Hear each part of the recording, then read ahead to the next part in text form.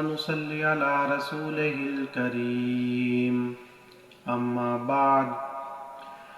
اللهم صل على سيدنا محمد وعلى آل سيدنا محمد وبارك وسلم۔ میرے انتہائی واجب الاحترام بزرگوں، بھائیوں اور دوستوں، آج میں آپ حضرات کے سامنے گلشن محمدی صلی اللہ علیہ وسلم کے اس مقدس پھول کا ذکر کرنا چاہتا ہوں جس نے رسول اللہ صلی اللہ علیہ وسلم کی آواز پر لبیک کہتے ہوئے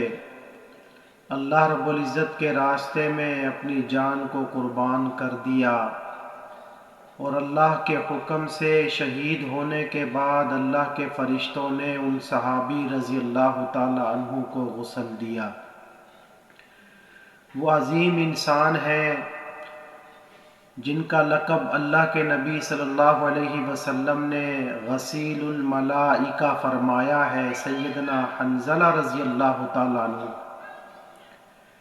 سیدنا حنظلہ رضی اللہ تعالی عنہ کے والد کا نام ابو عامر تھا۔ یہ قبیلہ اوس سے تعلق رکھتا تھا جو کہ انصار میں سے ہے۔ ابتدا کے اندر یہ راہب یعنی درویش کے لقب سے مشہور تھے، مگر جب رسول اللہ صلی اللہ علیہ وسلم مدینہ طیبہ تشریف لائے تو عبداللہ بن ابی کی طرح ازراہ حسد یہ بھی ریشہ دوانیوں پر اتر آیا۔ عبداللہ بن ابی تو منافقت کیا کرتا تھا، لیکن ابو عامر جو حضرت حنظلہ رضی اللہ تعالیٰ عنہ کے والد تھے، یہ کھل کر اللہ کے نبی صلی اللہ علیہ وسلم کی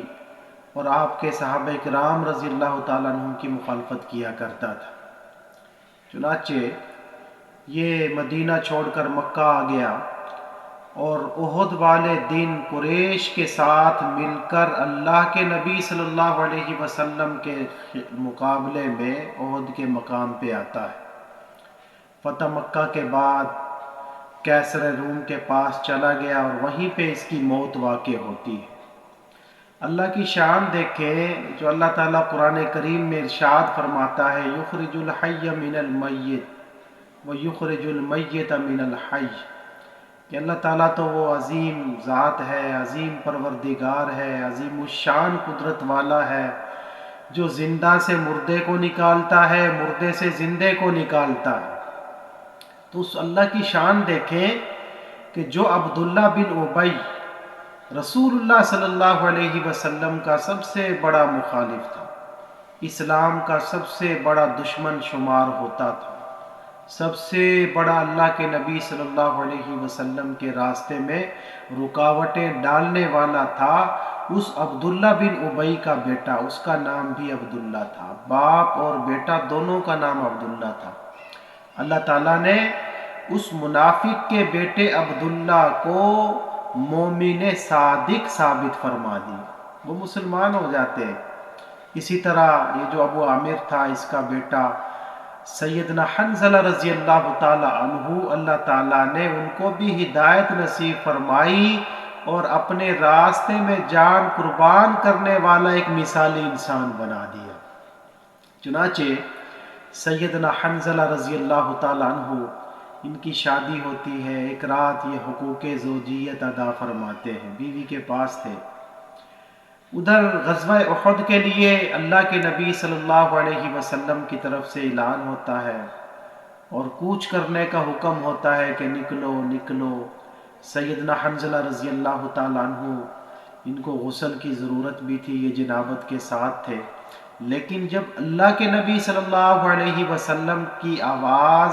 یا حکم ان کے کانوں میں پہنچا تو انہوں نے غسل کرنے کی بجائے فوراً نکل پڑتے ہیں، غسل کرنے کا موقع ہی نہیں ملا۔ احد کے میدان میں پہنچے، ادھر ابو سفیان نے جب دیکھا حضرت حنظلہ رضی اللہ تعالیٰ عنہ کو،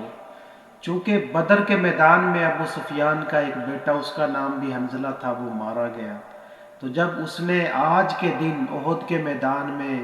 صحابی حنظلہ رضی اللہ تعالیٰ عنہ کو دیکھا تو اس کی انتقام کی آگ بھڑک اٹھی۔ حملہ آور ہوا، لیکن حضرت حنظلہ رضی اللہ تعالیٰ عنہ وہ غالب رہے۔ تو ابو سفیان کی مدد کے لیے ایک اور آدمی آیا، ان دونوں نے مل کر ایسے وار کیے کہ سیدنا حنظلہ رضی اللہ تعالیٰ عنہ شہید ہو جاتے ہیں۔ رسول جب زخمیوں کو اور شہداء کی لاشیں اکٹھی کی جاتی ہیں، اللہ کے نبی صلی اللہ علیہ وسلم نے دیکھا حضرت حنظلہ رضی اللہ تعالیٰ عنہ کے بدن سے پانی کے قطرے ٹپک رہے ہیں۔ رسول اللہ صلی اللہ علیہ وسلم نے ان کی گھر والی سے، حنظلہ رضی اللہ تعالیٰ عنہ کی جو گھر والی تھی، یہ عبداللہ بن ابی اس کی بیٹی تھی منافق کی، لیکن اللہ کی شان دیکھیں کہ حضرت حنظلہ رضی اللہ تعالیٰ عنہ کے نکاح میں آ گئی۔ ان سے پوچھوایا کہ بات کیا تھی، کہ میں نے دیکھا ہے کہ اللہ کے فرشتوں نے حنظلہ رضی اللہ تعالیٰ عنہ کو غسل دیا۔ تو گھر والی بتانے لگی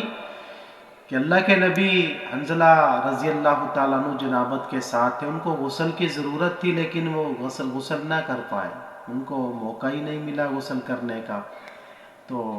مسئلہ بھی یہی ہے، شہید کو اسی کے خون کے ساتھ ہی دفن کر دیا جاتا ہے، شہید کے لیے غسل کا حکم نہیں ہے، لیکن اگر اس کو غسل کی ضرورت ہو، وہ جنابت کے ساتھ ہو، یہ فقہ کا مسئلہ ہے، تو اس کو غسل دیا جانا چاہیے۔ تو اللہ تعالیٰ کے رستے میں چونکہ انہوں نے جان قربان کی ہے، تو اللہ تعالیٰ نے فرشتوں کو حکم دیا کہ میرے محبوب صلی اللہ علیہ وسلم کے اس یار کو غسل دے دیا جائے۔ اللہ رب العزت سیدنا حنظلہ رضی اللہ تعالیٰ عنہ کی مرکز پہ کروڑوں رحمتیں نازل فرمائے۔ یہ وہ صحابی ہیں جن کے اس واقعہ کو دیکھ کر اللہ کے نبی صلی اللہ علیہ وسلم نے حنظلہ رضی اللہ تعالیٰ عنہ کو غسیل الملائکہ کا لقب دیا ہے۔ اللہ رب العزت ہمیں رسول اللہ صلی اللہ علیہ وسلم کے صحابہ سے محبت نصیب فرمائے۔ وآخر دعوانا الحمد للہ رب العالمین۔